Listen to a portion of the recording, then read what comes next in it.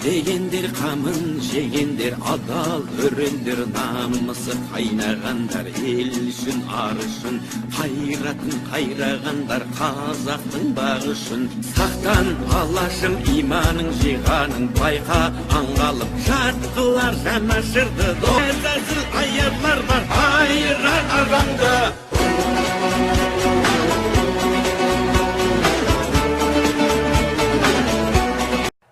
Бізде бүгінге осы ал, ары қарай Ирина Советшан қызы жалғастырады. Ирина. Рахмет, Аида. Қайырлы кеш. Осыдан 3 күн бұрын, яғни 15 маусымнан 16 маусымға қараған түні Алматы облысы Ұйғыр ауданы Шонжы ауылы мен Бахар ауылы жастарының арасында қақтығыс болып, 5 адам пышақ жарақатымен ауруханаға түскен. Ал кеше Ұйғыр ауданының жастары облыс әкімі Амандық Баталовпен кездесіп, аудан атын ауыстыруды өтінді. Олар бұл қақтығыс екі ұлт жастар арасындағы алғашқы қақтығыс емес. Жастар арасындағы жанжалдың түпкі себебі басқа да. Сондықтан қордай қақтығысы қайталанбас үшін билік бұл мәселеге шұғыл назар аудару қажеттілігін айтты. Сонымен, Шонжыда не болды? Неге облыс әкімі жастармен кездесуге шұғыл барып 4 сағат бойы жиын өткізді? Онда не айтылды? Жастар арасындағы суық қарулы қақтығыстың негізгі себебі не? Жастар арасындағы төбелес қатардағы қылмыс болса, неге аудан жастары жаппай жиналып, Ұйғыр ауданының атын өзгертуді талап етіп жатыр? Бүгінгі сөздің шыны керек, осы сауалдарға жауап іздейтін болады, алдымен аңдатпа. Алматы облысы Ұйғыр ауданында болған жастар арасындағы қақтығыс қалай басталған? Үшеуі жатқан коридорда қансырады. Бағана біздің айтады, біздің бас врачымыз. Ол кісілерге жай не дейді, қауіпті емес дейді. Қандай жағдай болды, ит емес қой олар. Жастар арасындағы кикілжіңдердің тамыры қайда жатыр? Бір ұлттың атын мен аталатын ауданымыздың атын өзгерту деп талап қойды. Аудан жастары облыс әкіміне қандай талап қойды? Неге біздің қазаққа еңбегі сіңген алаштың мықты азаматтарын Абай атамыз, Мұқағали атамыз, Райымбек атамыз деген сияқты аттарды қоймайды?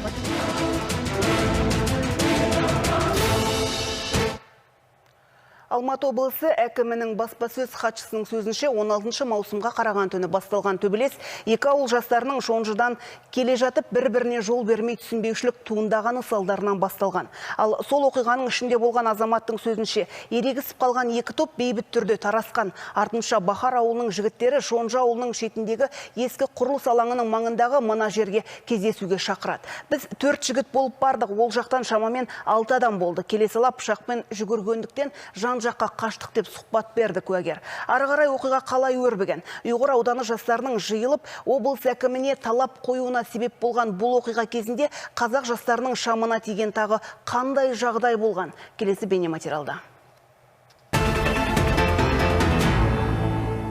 Бұл жігіт Ұйғыр ауданы жастарының бас көтеруіне себепші болған оқиғаның қатысушысы. Қауіпсіздік үшін бет әлпетін көрсетпеуді жөн көрді. Куәгердің сөзінше жолда басылған қатардағы түсініспеушілік сол жерде-ақ шешіліпті. Бірақ артынан бізге қоңырау шалған жігіттер кездесуге шақырды, тек сөйлеседі деп ойлап, шақырған жеріне бардық, бірақ пышақ ала жүгіретінін білмедік дейді. Жай бір түсінбеушіліктен басталған. Содан басында жақсы болған, артынан осылай хабарласады да, бейтаныс жігіттер танымаймыз. Осындай жерге шақыруын талап етеді. Барамыз, басқа жерге шақырады. Сол жерге барғандықтан сол 6 бала бейтаныс. Осы балалар пышақтап кетті. Арасында мен ғана пышақталмадым. 4 баланың 3-еуі пышақталды, 1-еуі пышақталған жоқ. Соның ішінден 4 баланы әлі қылмыстық жауапкершілікке алған жоқ. 2 күн өтті оқиғадан кейін. Әлі ешқандай жауапкершілікке алынған жоқ. Сондай әділдік талап етеміз, соларды ұстап, солардың жазалануын. Куәгерлердің сөзінше екі ұлт жастарының арасындағы төбелес дәл осы маңайда болған. Бірақ бұл жерде ешқандай қан іздері жоқ, тек мына секілді бос сусын бөтелкелері жатыр. Куәгерлердің сөзінше көліктерін ана тұсқа қойып кеткен төбелес қатысушылары суық қаруды біле сала сол жаққа қарай қашып кеткен. Ал Ұйғыр аудандық ауруханасына 15 маусым күні сағат 23:46-да пышақ жарақатымен 5 адам түскен. 1999 жылы туған 2 адамға сол күні ота жасалып, тағы 2 адамға медициналық көмек көрсетілгеннен кейін амбулаториялық ем қабылдауға жіберілген. Қазіргі уақытта 3 адам аталған аурухананың хирургия бөлімінде ем қабылдап жатыр. Жағдайлары тұрақты дейді облыстық денсаулық сақтау басқармасының баспасөз қызметі. Ал күні кеше облыс әкімімен кездесуге келген жастар ауруханаға барғаннан кейін жарақат алған жастарды алалау басталды дейді. Үшеуі жатқан коридорда қансырады. Бағана біздің айтады, біздің бас врачымыз. Ол кісілерге жай не дейді, қатты қауіпті емес дейді. Қандай жағдай болды, ит емес қой ол. Ап кіріп біреу шаптау керек қой, бірдеңкесі мысалы жағу керек мысалы. Сондай мәселелерге біз күйдік. Бізге шыны керек несін берген жоқ. Камерада қалай бастан аяқ қалай болған. Мәселесі қарастырылмайды, заңда тек қана жауапкершілік комитеті қарастырылған. Кім кінәлі болса, сол тарап енді жауапкершілікке тартылады. Басты мәселе осы.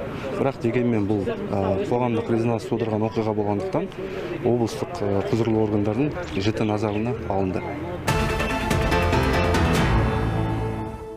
Егер бұл қатардағы қылмыстардың бірі болса, неге жастардың барлығы дерлік өре түрегелді? Олар неге бұл қақтығыстың түпкі себебінің жолға талас еместігін ескертеді? Ауруханаға түскен жігіттердің расында да алаланғаны рас па? Ұйғыр ауданының жастары неге өз аудандарының атын айтуға ұялады? Олар неге аудан атын шұғыл өзгерту мәселесін өткір қойып отыр? Аудан атын ғана емес, көше аттарында ауыстыруды да талап етті жастар. Және олардың біздің қолымызға берген мәліметтеріне сәйкес аудан орталығы Шонжыда 62 көше болса, оның 35-іне ұйғыр азаматтарының есімі берілген. Мәселен, үлкен көшелердің бірі Желил Алахунов, небәрі мектеп директор болған адам дейді. Неге Абайдың, Ыбырайдың, Райымбек Батыр, Тұрар Рысқұлов сияқты тұлғалардың атындағы көше жоқ деп ашынады олар. Амангелді көшесі бір квартал, Мәншүк Мәметова көшесі жалғыз аяқ жол сияқты дейді жастар.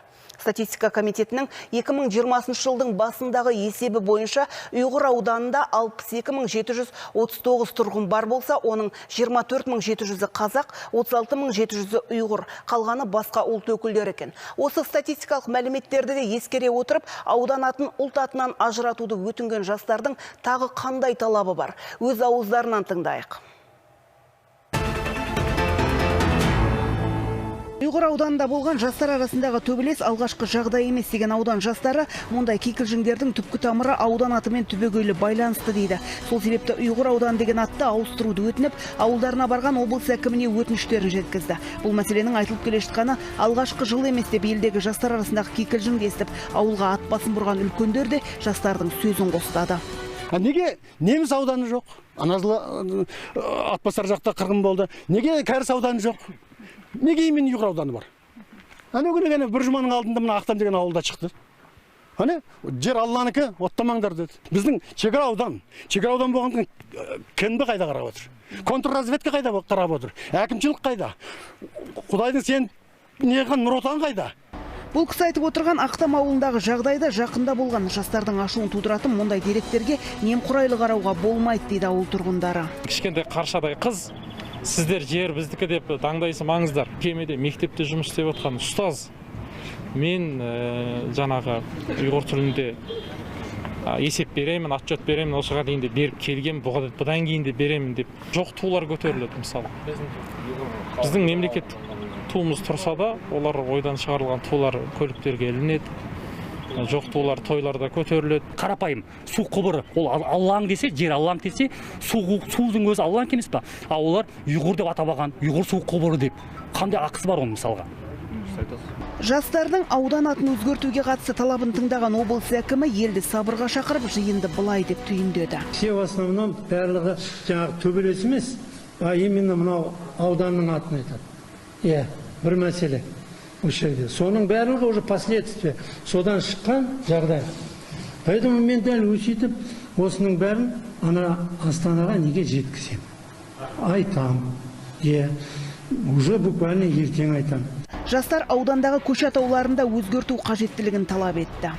Неге біздің қазаққа еңбегі сіңген алаштың мықты азаматтарын Абай атамыз, Мұқағали атамыз, Райымбек атамыз деген сияқты аттарды қоймайды? Қояды, бірақ Шонжының шетінде асфальт жоқ, жаман көшелерді қойып қойған. Ал ұйғыр ақыны Вильям Құрбанжанұлы бізге сұхбат беріп, жастардың осы талаптарына қатысты ойын білдірді. Ол аудан атының өз қалпында қалуын қолдайды, бірақ кез келген ұлт өзі тұратын мемлекеттің тілін білуге міндетті дейді. Шонжы жастарын сабырға шақырды. Ақсақалдарымыз бар, ел басқарып отырған аталарымыз бар. Соларды тыңдауымыз керек. Себебі бұл жерде мен ойлаймын тағы кішкентай бір нәрсені үлкейтіп көрсететін тағы сыртқы күштер болуы да мүмкін. Сол үшін бұндай біз нелерге бүйірілмеуіміз керек, сабырлы болуымыз керек. Бұл бір ауданның аты өзінің түпкі тамыры бір, түркілес, діні де бір, тілі де бір, ұйғырдың атымен аталса бір жаман болмайды деп ойлаймын. Ал облыс әкімі өз айтқандай карантин жағдайына байланысты президентпен қашан кездесіп, аудан атын өзгертуге қатысты халық өтінішін жеткізе алатыны әзірге белгісіз. Белгілісі бүгінде облыс әкімі Ұйғыр ауданында жүр. Сол жақтағы 30-ға жуық адамды қабылдаған. Олардың арасында актер Бекжан Тұрыс та бар. Ол кісі елді мазалаған мәселелерді тағы бір мәрте облыс әкіміне жеткізген. Оның ішінде кешегі елді мекен атауын ауыстыру кадрлық саясат та бар. Ал бұл көтерілген мәселелерге қатысты нақты шаралардың қашан қалай қабылданатыны да әзірге белгісіз. Ал қоғамда дау тудырған қылмысқа қатысты бұзақылық бабы бойынша қылмыстық іс қозғалды. Бүгінгі айтпағым осы. Аман болыңыздар.